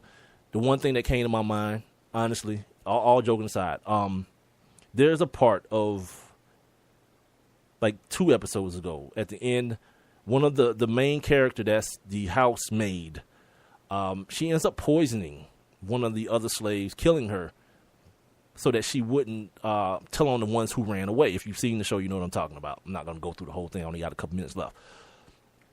So she ends up poisoning her because one of the slaves that ran away is her daughter, and she didn't want them to get caught. They give the field woman a deal that's going to help protect her daughter, her small daughter, who's also on the run with her dad. So she ends up killing her. But then there's a scene in this past episode where she's sitting around, the house woman is sitting around, and it kind of puts a lot of things into perspective. As far as, one, the way we kind of look at the quote-unquote house Negro, which, by the way, I'm bringing back Negro, too. After watching the Jackie Robinson documentary, I think Negro should be brought back for all. I'm bringing it back. So, kind of the misconceptions that we have about the house Negro just being, you know, weaker and meeker, and not realizing that, you know, a lot of times they're the ones that have to do what needs to be done just to survive. Like, everyone has that in them, that survival mechanism, that thing that says, I need to do what I can in order to survive a terrible situation. That's what it is in that case. But then she starts off on this dialogue about, she starts talking about the woman that she killed and how envious she is of her being a field slave and her being a person that's in the quote unquote big house.